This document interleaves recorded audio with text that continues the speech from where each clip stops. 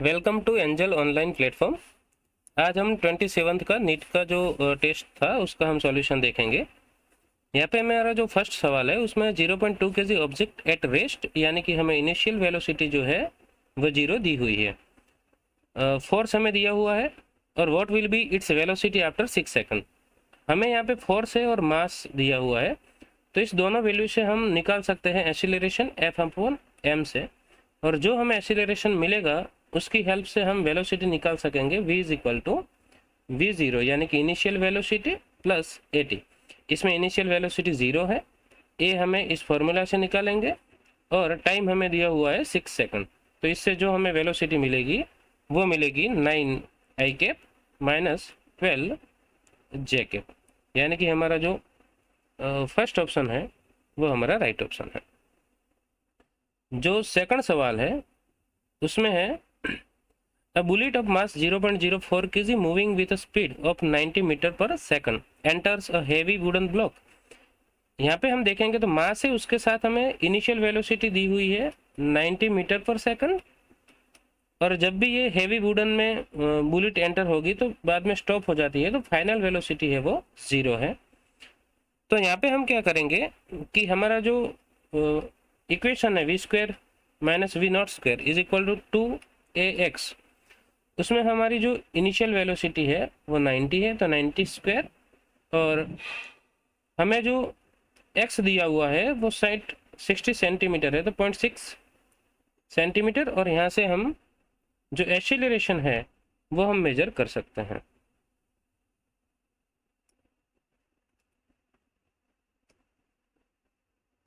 तो हमारा जो एक्सीलरेशन मिलेगा वो हमें मिलेगा 6750 मीटर पर सेकंड स्क्वायर।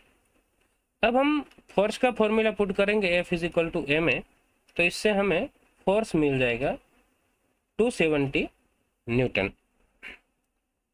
जो थर्ड वाला सवाल है, A body of mass 10 kg is acted upon by two forces each of magnitude 10 Newton making an angle of 60 degree with each other. Find the net acceleration of the body। यहाँ पे हमें net acceleration पूछा है, तो हमें net force पहले निकालना होगा, और नेट फोर्स निकालने के लिए हम ये फॉर्मूला यूज करेंगे, पर हमें दिया हुआ है कि दोनों फोर्स सेम हैं, तो हम यहाँ पे f² plus f² plus 2f into f² और cos 60 की वैल्यू हम रख देंगे 1/2।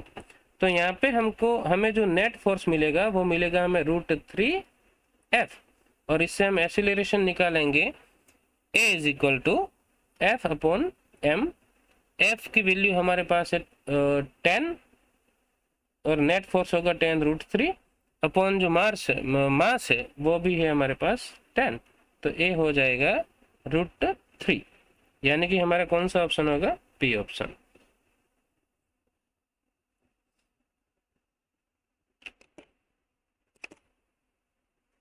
अब हमारा जो फोर्थ सवाल है, a man of weight mg is moving up in a rocket with acceleration 4g। अब जब भी रॉकेट में 4g एक्सेलरेशन से अपवर्ड डायरेक्शन में है, तो हम जानते हैं कि सूडो एक्सेलरेशन हमें डाउनवर्ड डायरेक्शन में मिलेगा कितना, 4g, और जो ग्रेविटेशनल g है वो तो है ही, तो हमारा यहाँ पे जो टोटल एक्सेलरेशन है वो सूडो एक्सेलरेशन मिलेगा 4g, और डाउनवर्ड ग्रेविटेशन के वजह से वो होगा g, तो टोटल एक्सेलरेशन हो जाएगा 5g। तो अब हम वेट बारे में पूछेंगे, तो weight W is equal to हम लगाएंगे ma, और ये हो जाएगा 5mg, यानी हमारा जो सी ऑप्शन है वो राइट है। फिफ्थ सवाल जो है उसमें हमें एक फिगर दिया हुआ है, m1 का मास 10 kg, m2 का 6 kg और m3 4 kg है। हमें यहाँ पे जो टेंशन है वो 40 न्यूटन दिया हुआ है, और m2 पर लगने वाला जो टेंशन T2 है वो हमें पूछा है। तो यहाँ पे हम क्या करते हैं कि तीनों स्ट्रिंग से जुड़े हुए हैं, तो हमें पता है कि तीनों का एक्सीलरेशन जो होगा वो सेम ही होगा, तो एक्सीलरेशन हम निकालेंगे। तो यहाँ पे जो फोर्स है वो 40 न्यूटन है, और जो मास है वो तीनों का 10 + 6 + 4 यानी कि 20, तो एक्सीलरेशन हमें मिल जाएगा 2 मीटर पर सेकंड स्क्वायर। अब हमें जब भी m2 का निकालना है तो m2 तो हमें T1 पता होना चाहिए। तो मास 1 पर जो T1 है उसके अपोजिट डायरेक्शन में कोई फोर्स नहीं है, तो T1 लगेगा m1 × a। m1 कितना है तो 10 है और a है 2, तो यहाँ पे 20 न्यूटन जो T1 होगा। जो T2 है तो T2 का जो रिजल्टेंट फोर्स है वो होगा नेट फोर्स यानी कि m2a, वो कितना होगा तो T2 और अपोजिट डायरेक्शन में है T1, तो यहाँ पे हमें T1 T2 मेजर करना है। तो m2 हमारे पास है 6 kg, a है 2 और T1 + T1 हमें मिला है 20, तो ये हो जाएगा 32 न्यूटन, यानी कि बी ऑप्शन है जो राइट ऑप्शन है। सवाल 6 में अगर हम देखें तो हमें 2 बॉडीज ऑफ मास 2 kg और 8 kg दिया हुआ है, और हमें स्ट्रिंग पे जो T1 टेंशन है वो हमें मेजर करने को पूछा है। तो यहाँ पे हम क्या करेंगे कि जो राइट हैंड साइड है वहाँ पे हम समझेंगे कि 8 kg का मास है, तो जो मतलब टेंशन रहेगा वो होगा 8 × 10 यानी कि 80 न्यूटन। ये राइट हैंड साइड की बात हुई। अगर हम लेफ्ट हैंड साइड में देखें तो अपवर्ड डायरेक्शन में है टेंशन T, और जो डाउनवर्ड डायरेक्शन में होगा वो 2 kg का मास है, इसके लिए 2 × 10 यानी 20 न्यूटन जितना फोर्स डाउनवर्ड लगेगा। तो यहाँ पे जो हम नेट टेंशन है वो कितना होगा, तो अपवर्ड में है 80 न्यूटन और डाउनवर्ड में है 20 न्यूटन, यानी कि जो रिजल्टेंट टेंशन होगा वो 60 न्यूटन होगा, यानी कि हमारा डी ऑप्शन राइट है। अब 7th में अगर हम देखें तो find minimum value of F required to slide this block. हमें मिनिमम फोर्स की जब भी बात करें तो यहाँ पे जो फोर्स है वो कोई एंगल पे है, तो इस फोर्स को हम इसके फैक्टर में करेंगे तो यहाँ पे होगा एफ कोस थीटा और अपवर्ड डायरेक्शन में होगा एफ साइन थीटा। तो अब यहाँ पे अगर हम नॉर्मल की बात करेंगे तो नॉर्मल हमें कितना मिलेगा, तो नॉर्मल होगा डाउनवर्ड में mg, इसमें से हम एफ साइन 60 को घटा देंगे। अब जब भी मिनिमम फोर्स की बात करेंगे तो जो मिनिमम फोर्स है वो कितना होना चाहिए, तो फ्रिक्शन फोर्स μs_n जितना होना चाहिए। पर ये मोशन के लिए जो फोर्स है वो तो एफ कोस 60 है, तो यहाँ पे हम रखेंगे F cos 60 is equal to μs, और n की वैल्यू हम रख देंगे ये वाली यानी कि mg - f साइन 60। इसको अगर हम सॉल्व करेंगे तो हमें f की जो वैल्यू मिलेगी वो हमें मिल जाएगी 40 न्यूटन। अब जो 8th वाला सवाल है इसमें ब्लॉक ऑफ मास 10 kg है, moving on incline plane with a constant velocity 10 metre पर second, the coefficient of kinetic friction between incline plane and block is. हमें यहाँ पे काइनेटिक फ्रिक्शन पूछा है, तो यहाँ पे हम देखेंगे तो जो डाउनवर्ड है उस डायरेक्शन में होगा mg, तो अगर यहाँ पे थीटा का हम इमेजिन करें तो ये हो जाएगा फैक्टर mg कोस थीटा। जब ये डायरेक्शन की और लगने वाला फोर्स होगा वो होगा mg साइन थीटा, और यहाँ पे नॉर्मल जो है वो n होगा। हमें यहाँ पे जो दिया हुआ है ये कांस्टेंट वेलोसिटी है। जब वेलोसिटी कांस्टेंट है तो जो नेट फोर्स है वो क्या हो जाएगा, 0 हो जाएगा। नेट फोर्स हमें यहाँ पे मिलेगा डायरेक्शन में है mg साइन थीटा, और जो अपोजिट डायरेक्शन में है वो फ्रिक्शन एफ के होगा, तो फ्रिक्शन की जगह हम लिख देंगे म्यू के एन। नेट फोर्स 0 है तो mg साइन 37 माइनस म्यू के, और जो नॉर्मल है इसकी वैल्यू हम रखेंगे mg कोस 37। इसको अगर हम सॉल्व करेंगे तो हमें जो म्यू के की वैल्यू है वो 0.75 यानी 34 यानी 0.75 जितनी मिलेगी।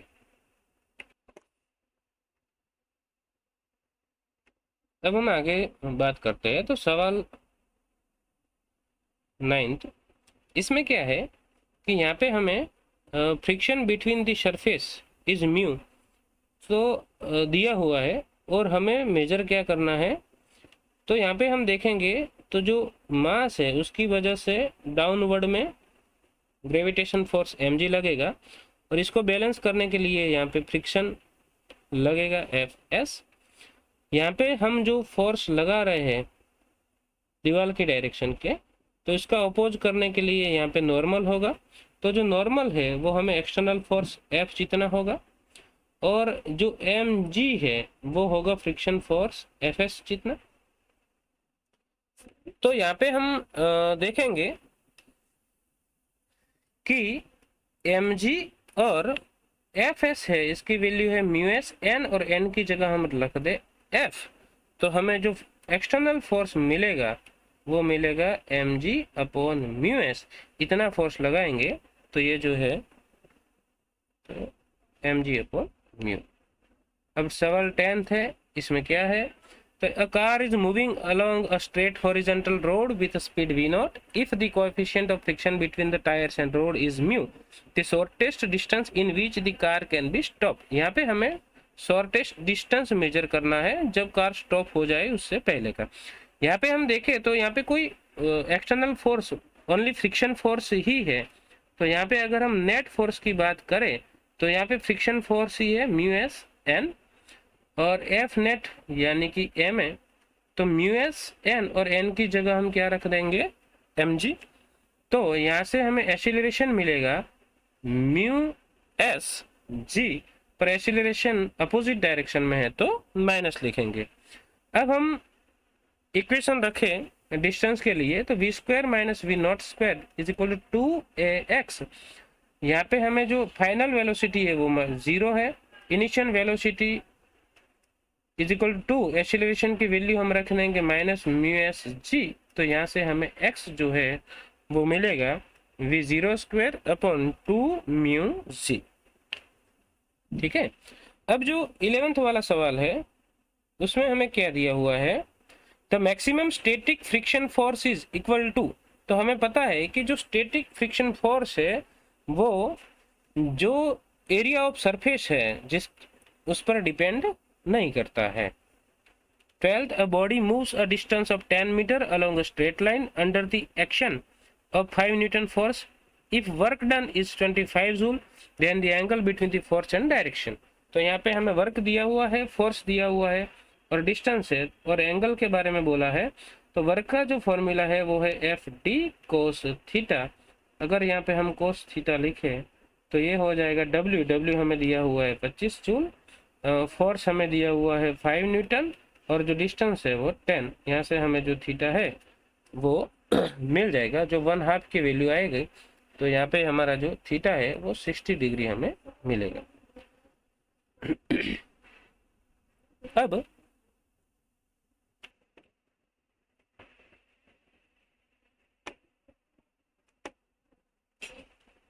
यहाँ पे 2 bodies A and B have a mass 20 kg and 5 kg respectively. Each one is acted upon by a force of 4 kg.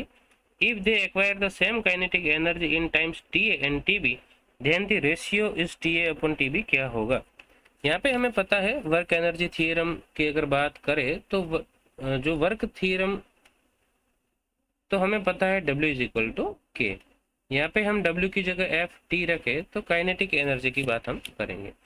यहाँ पे अगर इनिशियली हम 0 की बात करें तो हमें जो डिस्टेंस मिलेगा वो मिलेगा 1/2 AT स्क्वायर, और 1/2 और एक्सीलरेशन की जगह हम रख दे F/m टी स्क्वायर। तो यहाँ पे हमें टी स्क्वायर मिलेगा 2md अपॉन f, यानी T square directly proportional to m। अब हमें मेजर करना है TA अपॉन TB। तो TA अपॉन TB की अगर हम बात करेंगे तो ये हो जाएगा मतलब T रूट में mass of A upon mass of B। Mass of A है 25 यानी √4 अपॉन 1, यानी TA अपॉन TB हम डिराइव करेंगे 2m1।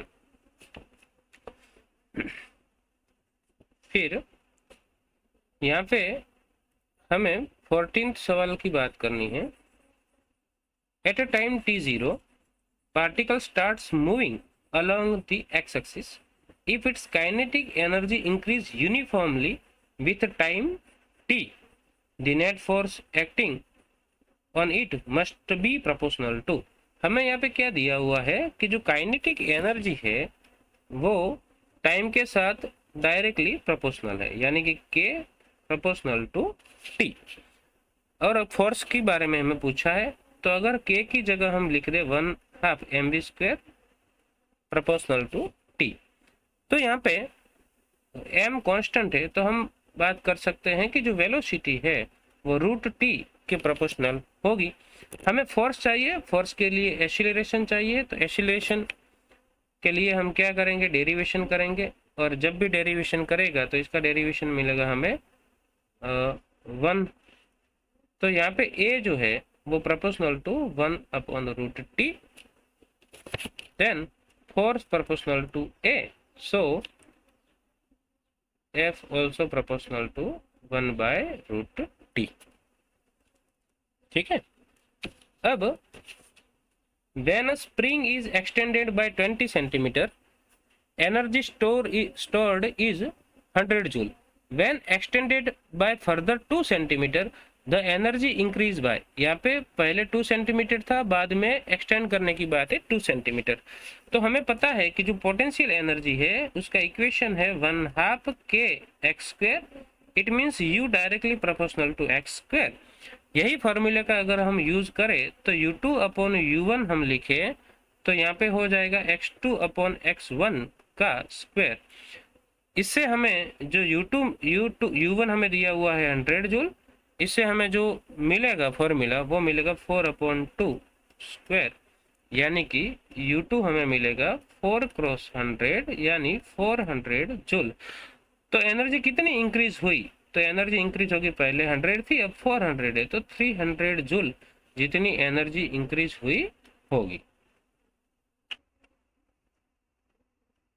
चलिए नेक्स्ट सवाल। नेक्स्ट सवाल में अगर हम देखें तो यहाँ पे a body of mass 5 kg is thrown vertically up with kinetic energy of 490 joule. हमें काइनेटिक एनर्जी दी हुई है। The height eight which the kinetic energy of the body becomes half of the original value.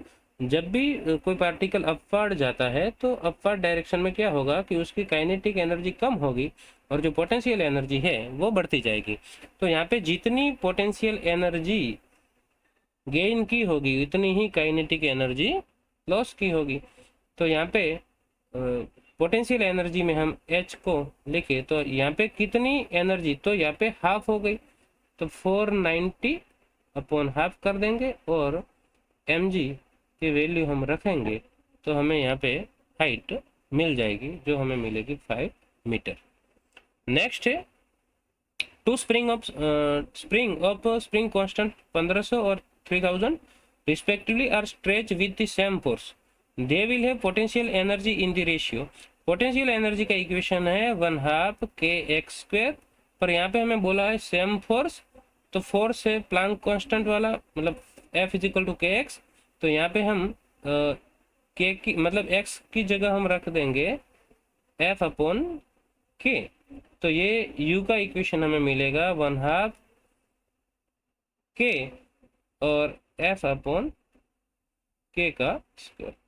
तो यहाँ पे हमें u मिलेगा 1/k और इस फॉर्मूला का हम यूज करके निकाल सकते हैं u1/u2, तो जो हमें मिलेगा 2m1। The height of the dam in hydroelectric power station is 10 meter. In order to generate 1 megawatt of electric power, the mass of water that must fall per second on the blades of the turbine। यहाँ पे जो भी energy मतलब electric energy produce होगी वो कहाँ से आएगी, तो जो हाइट पर डैम में जो वाटर है इसमें जो स्टोर हुई पोटेंशियल एनर्जी है वही यहाँ पे इलेक्ट्रिक एनर्जी में कन्वर्ट होगी। तो हम पावर का फॉर्मूला लगाए तो P = W/T और W की जगह हम लिख सकते हैं पोटेंशियल एनर्जी mgh/T। और हमें मेजर क्या करना है तो यहाँ पे जो मेजर करना है वो है m/T। तो m/T को अगर हम मेजर करेंगे तो ये हो जाएगा P/GH। हम सारे वैल्यू पुट आउट करेंगे तो हमें जो पावर है वो मिलेगा सॉरी m/t है वो हमें मिलेगा 10⁴ kg पर सेकेंड।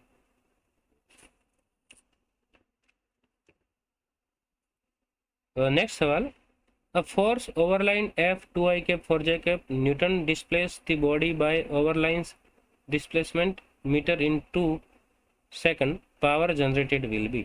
यहाँ पे पावर का फॉर्मूला हम रखते हैं P = W/T, पर हमें यहाँ पे फोर्स एंड डिस्प्लेसमेंट है तो पावर की जगह हम लिख देंगे F × D/T।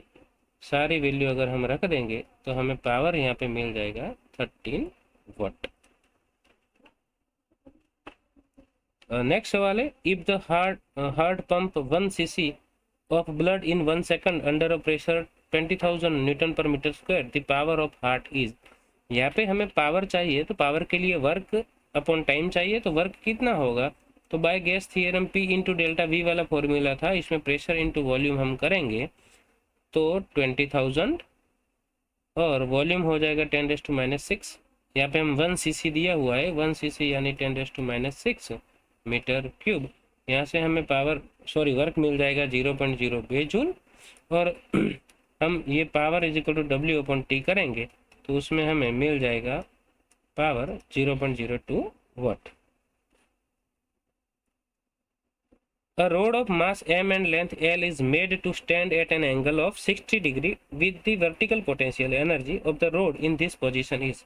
अगर रोड वर्टिकली है तो इसकी हम जो पोटेंशियल एनर्जी लिखते हैं वो हाफ लेंथ की यानी कि सेंटर ऑफ मास के अकॉर्डिंग लिखते हैं, तो पोटेंशियल एनर्जी हो जाती है mgL/2। अब यही रोड अगर 60 डिग्री पे वर्टिकली हम रखेंगे तो इसकी जो हाइट मिलेगी वो कितनी मिलेगी, तो यहाँ पे हम फॉर्मेशन लगाएं तो ये एंगल है 60, सॉरी ये एंगल वर्टिकल के साथ 60 है तो ये एंगल हो जाएगा 30। तो ये हो जाएगा,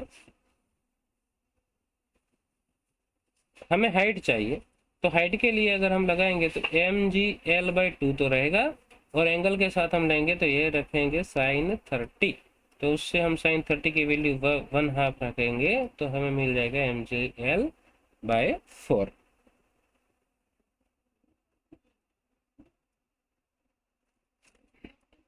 यहाँ पे 22 वाला जो सवाल है, a constant power P is applied to a car starting from rest if V is the velocity of the car at time t, देन यहाँ पे हमें वेलोसिटी और टाइम का जो रिलेशन है वो हमें निकालना है। यहाँ पे जो पावर है वो कांस्टेंट है, तो पावर P है जो है इसकी वैल्यू हम वेलोसिटी के साथ का रिलेशन है वो P = fv।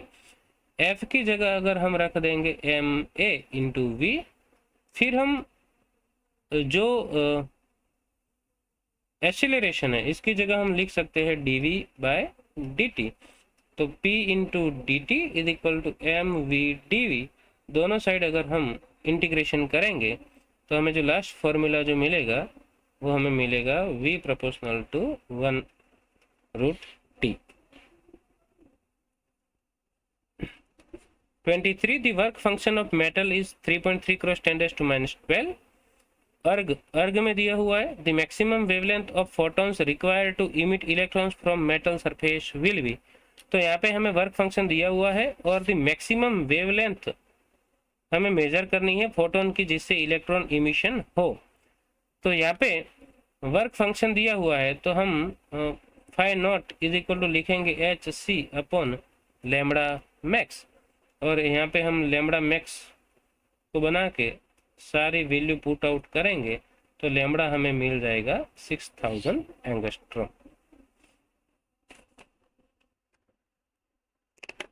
नेक्स्ट सवाल में if 5% of energy supplied by a bulb is radiated as a visible light, यहाँ पे हमें ध्यान दें कि 5% ही विजिबल लाइट में कन्वर्ट हो रही है, तो how many quanta are emitted per second by 100 watt lamp, वे 100 वाट में से 5% विजिबल लाइट में है, तो हमें जो विजिबल पावर है वो कितना मिलेगा 5% ऑफ 100, और हमें नंबर ऑफ फोटॉन चाहिए तो पावर का फॉर्मूला हमने लिखा था NH न्यू, यहाँ पे हमें लैम्बडा दी हुई है तो हम लिखेंगे NH सी बाय लेमड़ा।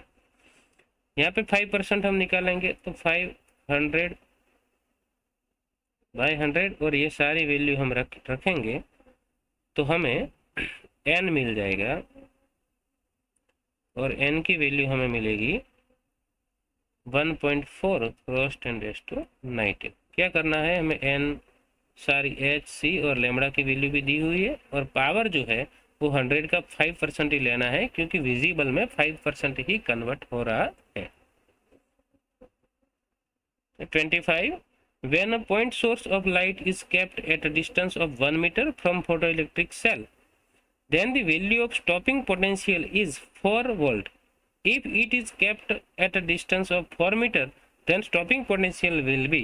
यहाँ पे क्या कर रहे हैं कि जो सोर्स है उसका जो फोटो सेंसिटिव प्लेट है उससे डिस्टेंस चेंज कर रहे हैं और अगर डिस्टेंस चेंज होगा तो इंटेंसिटी चेंज होगी और जो स्टॉपिंग पोटेंशियल है वो इंटेंसिटी पर डिपेंड नहीं है, तो स्टॉपिंग पोटेंशियल में कोई चेंज नहीं होगा, तो वो 4 वोल्ट ही रहेगा। 26 if a proton and alpha particle are accelerated through the same potential difference, then the ratio of their de Broglie wavelength will be। यहाँ पे हमें डी ब्रोगली तरंग लंबाई पूछी है और डी ब्रोगली तरंग लंबाई के लिए लेमड़ा का इक्वेशन हम यूज करेंगे यहाँ पे h/2m⁴ यहाँ पे अल्फा पार्टिकल है तो अल्फा पार्टिकल का जो चार्ज है वो हम लेते हैं 2e और अल्फा पार्टिकल का जो मास है वो हम लेते हैं 4 मास ऑफ प्रोटॉन और यहाँ पे दूसरा प्रोटॉन है तो प्रोटॉन का जो चार्ज है वो हम लेंगे e और प्रोटॉन का जो मास है वो हम लेंगे मास ऑफ प्रोटॉन जितना ही।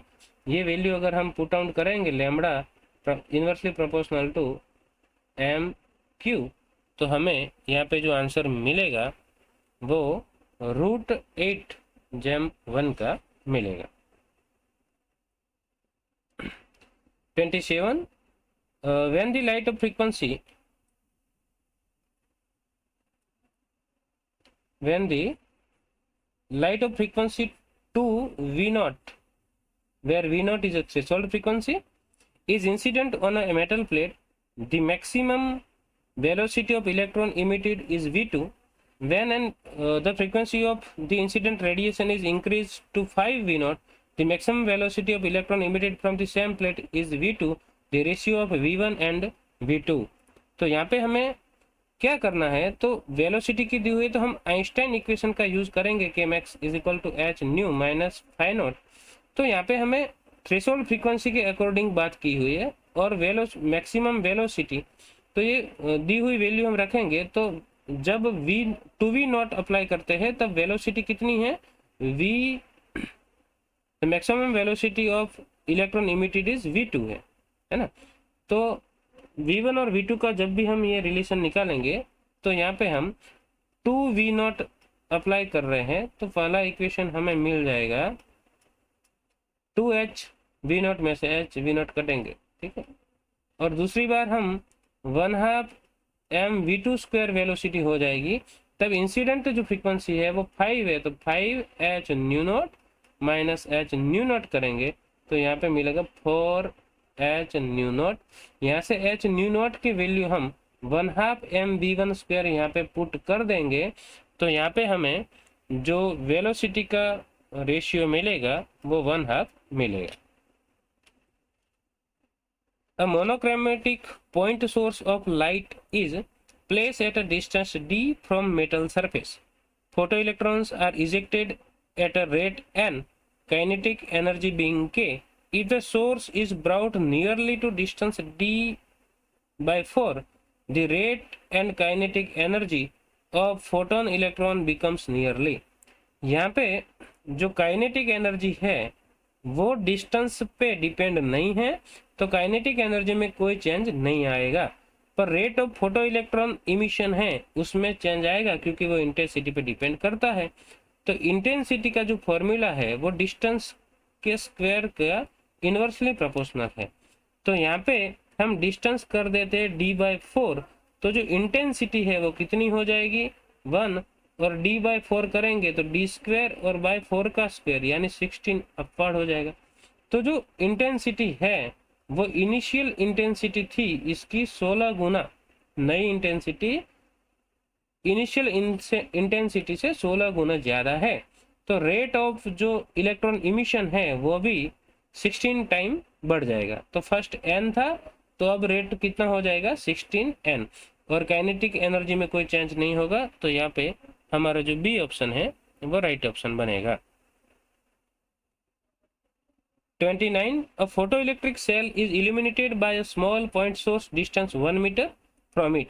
When the same source is placed at a distance 2 meter, then the number of photoelectrons emitted from the cathode will be same ही formula I inversely proportional to T square.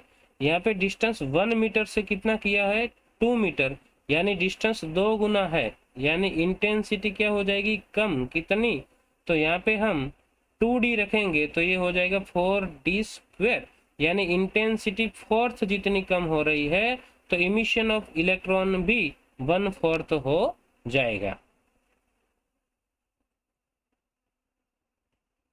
यहाँ पे जो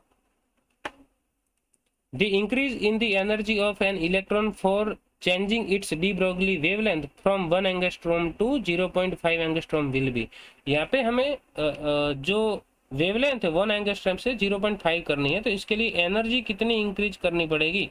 तो जो lambda और energy का relation है de Broglie formula से वो है lambda is equal to H upon √2m_e, दोनों साइड स्क्वायर कर दे तो हमें ई की प्रोपोर्शनलिटी मिलेगी, E proportional directly inversely proportional to lambda square.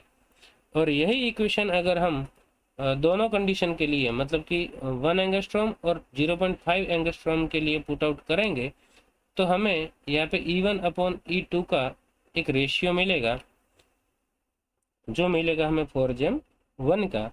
और इनिशियल एनर्जी जो है वो इनिशियल एनर्जी हम निकालेंगे E इज इक्वल टू SC/लैम्बडा, और लैम्बडा हम इनिशियली कितनी रखेंगे तो 1 एंगस्ट्रॉम रखेंगे। तो यहाँ पे जो एनर्जी हमें मिलेगी वो मिलेगी 150 eV, ठीक है। और लास्ट में जो एनर्जी मिलेगी हमें वो मिलेगी 4 × 150 eV। तो कितनी एनर्जी बढ़ानी होगी, तो इनिशियल 150 है, लास्ट में हमें 4 गुना ज़्यादा मिली तो कितनी बढ़ाई, तो 3 गुना बढ़ाई होगी, तो 3 × 150 यानी 450 eV जितनी एनर्जी इंक्रीज करनी पड़ेगी, ठीक है। keV में हम लिखेंगे तो 0.45 keV होगा। A proton, a deuterium and an alpha particle are oscillated through potential difference of V, 2V and 2V respectively. Their respective de Broglie wavelength are in ratio of, यहाँ पे जो हमारी de Broglie wavelength है इसका जो formula है lambda is equal to H/2m/Q_V। यहाँ पे मास और चार्ज और थर्ड वन पोटेंशियल भी दिया हुआ है। तो यहाँ पे हमारा जो तीनों पार्टिकल है उसका मास, तो प्रोटॉन का जो मास है वो अगर हम m ले ले, प्रोटॉन का जो चार्ज है वो E जितना है, ठीक है, और पोटेंशियल तो दिया हुआ है प्रोटॉन का कितना है V जितना है। फिर ड्यूटोरेन है, ड्यूटोरेन का मास कितना हो जाएगा, तो फॉर ड्यूटोरेन का मास हो जाएगा 2 मतलब प्रोटॉन के 2 गुना, और ड्यूटोरेन का जो चार्ज है वो तो रहेगा E जितना ही, चार्ज ऑफ ड्यूटोरेन प्रोटॉन जितना ही, क्योंकि वो हाइड्रोजन है 1H2। और अल्फा के लिए जो मास है, मास ऑफ अल्फा वो 4 प्रोटॉन जितना होगा, और जो चार्ज है अल्फा का वो 2E जितना होगा। और सारी वैल्यू हम अगर इधर रखें तो ये जो लैम्बडा का जो रिलेशन है वो लैम्बडा हो जाएगा इनवर्सली प्रोपोर्शनल टू √2m_QV, और इस रिलेशन का हम यूज करके रेशियो निकालेंगे तो रेशियो मिलेगा 4j2j1।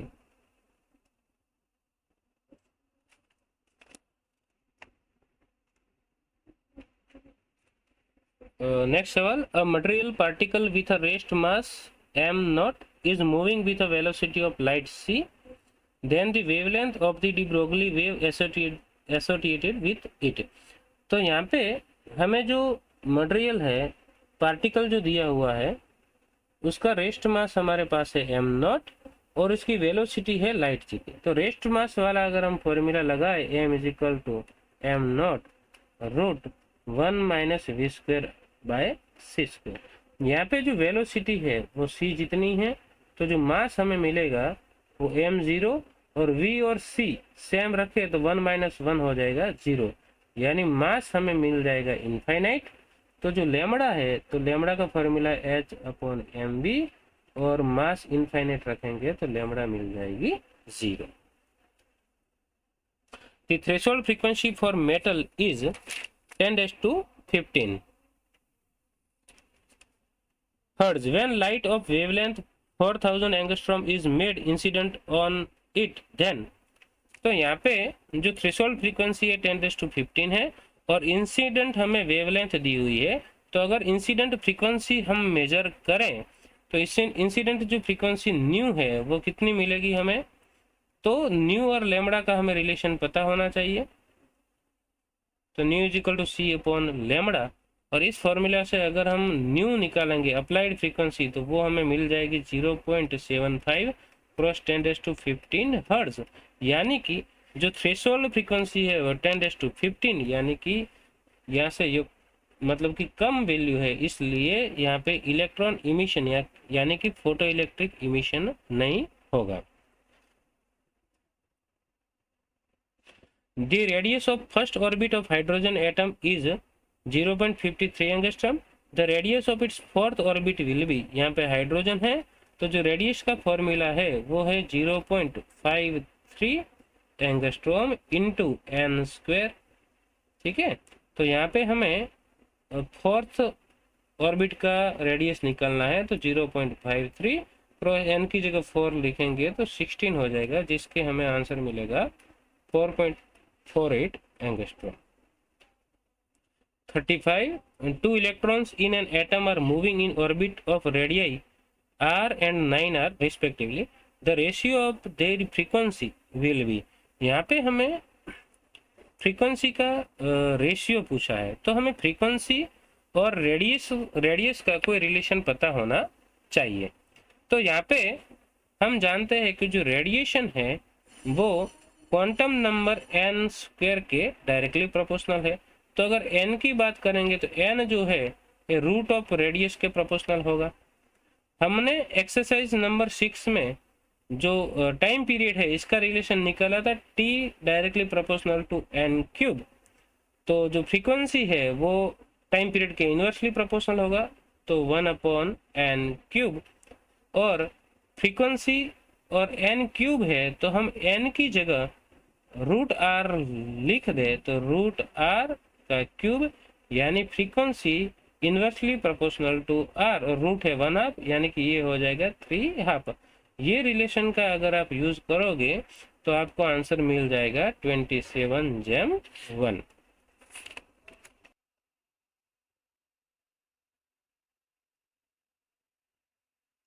Next 36 the value of wave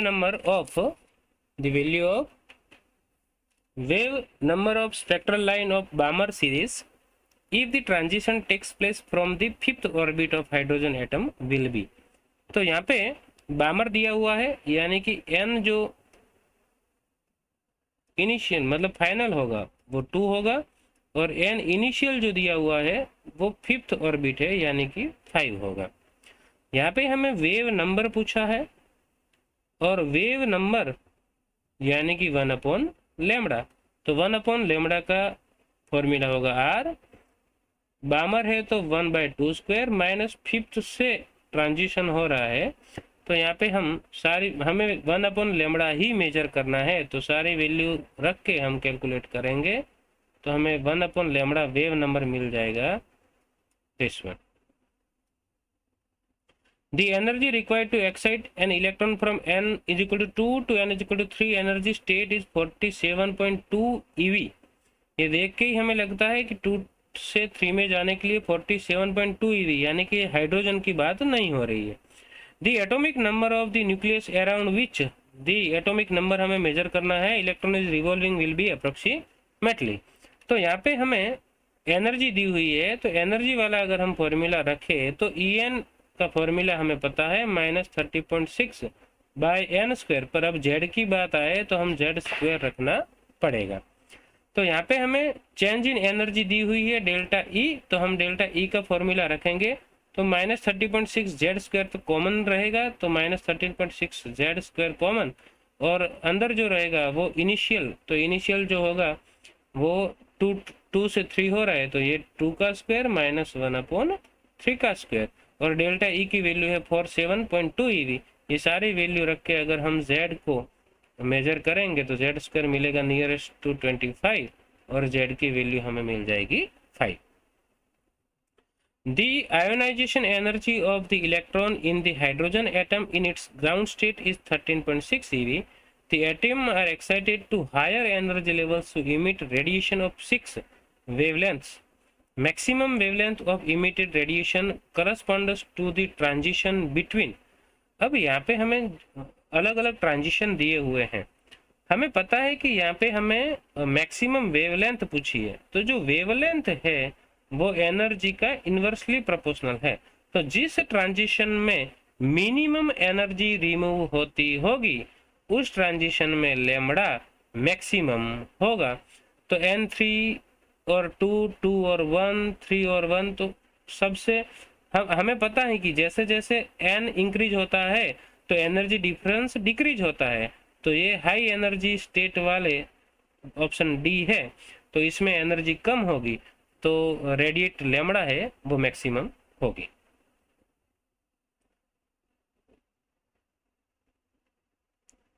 In the following energy level diagram, when an atom makes a transition from 2E energy level to E energy level, then it emits a photon of wavelength lambda.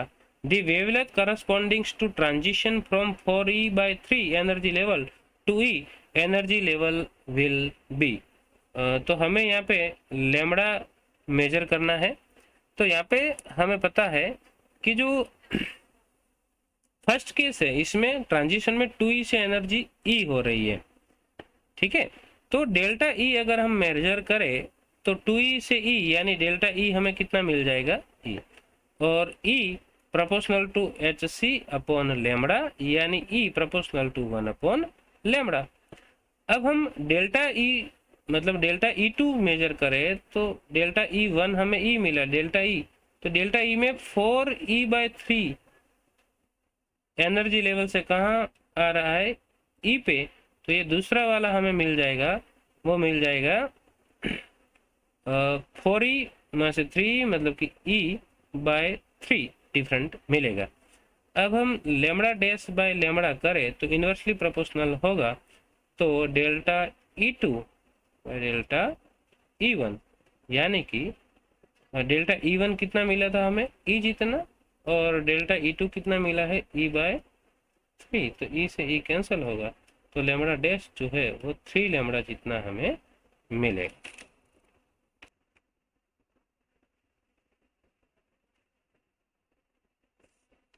For when an electron in the hydrogen atom moves from the second orbit to third orbit, तो हमें किसके बारे में, तो potential energy और kinetic energy के बारे में सोचना है। तो यहाँ पे जब भी एटम लोअर से हायर एनर्जी में जाता है तो हमें पता है कि जब भी लोअर से हायर में जाए तो जो टोटल एनर्जी है वो इंक्रीज होती है, और अगर टोटल एनर्जी इंक्रीज होगी तो पोटेंशियल एनर्जी भी इंक्रीज होगी, और जो काइनेटिक एनर्जी है वो डिक्रीज होगी। और लैंग्वेज में अगर हम समझे तो न्यूक्लियस के अराउंड जब इलेक्ट्रॉन रिवॉल्व हो रहा होता है तो जब उसकी रेडियस बढ़ती जाएगी, रेडियस बढ़ेगी तो न्यूक्लियस की इफेक्ट से दूर जा रहा है तो उसकी वेलोसिटी जो है वो डिक्रीज होगी, और वेलोसिटी डिक्रीज होगी तो काइनेटिक एनर्जी भी डिक्रीज होगी। यहाँ पे सेंटर में पॉजिटिव चार्ज है, इलेक्ट्रॉन का नेगेटिव चार्ज है, दोनों ही एक दूसरे के साथ अट्रैक्टिव फोर्स से जुड़े हुए हैं। अगर इलेक्ट्रॉन को हमें दूर ले जाना है तो इस अट्रैक्शन फोर्स के अपोज में वर्क करना पड़ेगा और वही वर्क पोटेंशियल एनर्जी के फॉर्म में स्टोर होता है, यानी कि पोटेंशियल एनर्जी इंक्रीज होगी तो ऑब्वियसली काइनेटिक एनर्जी डिक्रीज होगी। 41 excitation energy of a ground state hydrogen atom to move it to the first excited state is। तो यहाँ पे हमें क्या पूछा है कि excitation energy of a ground state hydrogen atom to move it the first excited state. First excited state यानी कि N2। तो हमें पता है कि जो ग्राउंड स्टेट है इसकी एनर्जी है -13.6 eV और जो N2 है इसकी एनर्जी है -3.4 eV। तो इस दोनों का अगर हम डिफरेंस लेंगे तो ये हो जाएगा -3.4 और माइनस माइनस प्लस 13.6, यानी हमें आंसर 10.2 eV मिलेगा। The velocity of electron moving in third orbit of helium is खाली जगह in this orbit for electron. तो हमें यहाँ पे वेलोसिटी मेजर करनी है। तो वेलोसिटी का जो फॉर्मूला है वो हमने दिया हुआ है 2.8 क्रॉस 10⁶ Z/n। तो यहाँ पे अगर हम देखें तो जो Z की वैल्यू है वो हम क्या रखेंगे, तो हीलियम के लिए Z की वैल्यू हम 2 पुट आउट कर दे और थर्ड ऑर्बिट में जाने की बात है तो n की वैल्यू हम रख देंगे 3। तो हमें जो आंसर है वो मिल जाएगा 1.46 cross 10⁶। An electron in the hydrogen atom jumps from state N to the ground state. The wavelength so emitted illuminates a photosensitive material having work function 2.75 eV. Then, if the stopping potential of the photoelectric is 10 volt, then the value of N is। यहाँ पे हमें बोला है कि atom N से ground state में कोई N से N is equal to 1 ground state में ट्रांजिट हो रहा है। तो यहाँ पे जो भी फोटोन इमिट हुआ होगा उसके पास कुछ h न्यू जितनी एनर्जी होगी और ये फोटोन जो है हम वो फोटो सेंसिटिव मटेरियल पे इंसिडेंट करते हैं जिसका वर्क फंक्शन है 2.75 और स्टॉपिंग पोटेंशियल दिया हुआ है तो हमें n की वैल्यू चाहिए। तो अगर हमें ये एनर्जी डिफरेंस मिल जाए तो हम n मेजर कर सकते हैं। तो हम क्या करेंगे कि स्टॉपिंग पोटेंशियल है तो फॉर्मूला रख देंगे EV0 is equal to h nu. यहाँ पे हम जो इंसिडेंट इसी फोटोन को कर रहे हैं तो सिर्फ एनर्जी का फॉर्म E लिख देते हैं और माइनस वर्क फंक्शन हम लिख देते हैं 2.75। तो हमें जो ये रेडिएट एनर्जी E मिलेगी वो EV0 कितना है तो 10 eV और ये 2.75 eV। तो हमें पता है ये हो जाएगा 12.75 eV।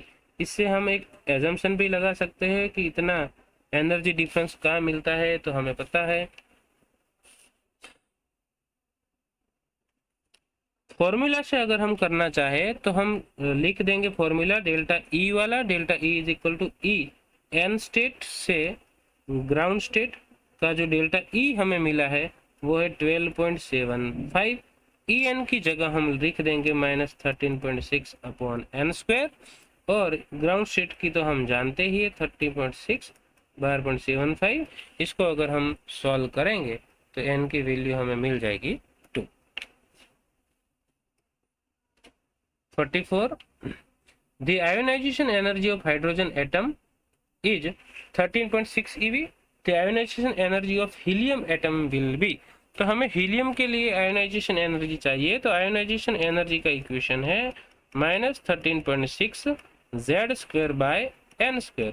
यहाँ पे ionisation energy always ground state से मेजर करते हैं तो -13.6 और हीलियम दिया हुआ है तो हीलियम के लिए Z हो जाएगा 2 का स्क्वायर 4 अपॉन n यानी कि 1।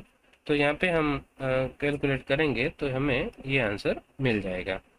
The ratio of ionization potential for second energy state of hydrogen and fifth energy state of lithium will be।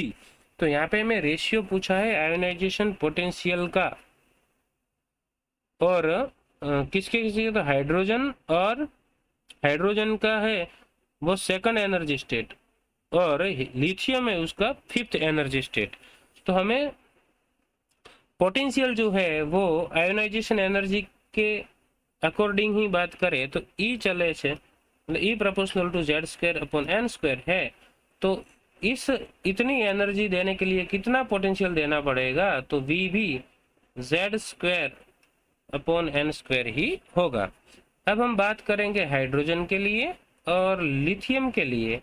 तो ये Z है तो हम Z लिखेंगे, Z फॉर हाइड्रोजन, बटा एन भी लिखेंगे हाइड्रोजन के, क्रॉस लिथियम के लिए Z आएगा Z of lithium square upon nth of lithium square. हमें पता है हाइड्रोजन का Z की वैल्यू हम 1 रखेंगे, लिथियम का हम 3 रखेंगे। हाइड्रोजन की हमें स्टेट दी हुई है 2 और लिथियम की हमें स्टेट दी हुई है 5th वन, है ना। तो ये सारी वैल्यू अगर हम पुट आउट करेंगे तो हमें स्टॉपिंग डिस्टेंस मतलब डिफरेंट मिल जाएगा 25/36। Thank you.